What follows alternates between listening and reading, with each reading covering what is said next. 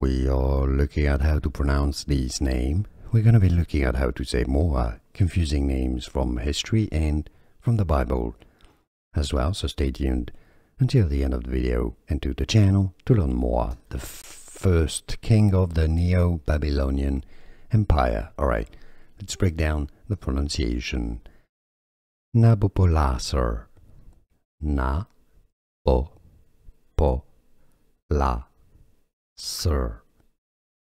A stress on the la syllable. Overall then, Nabopolassar.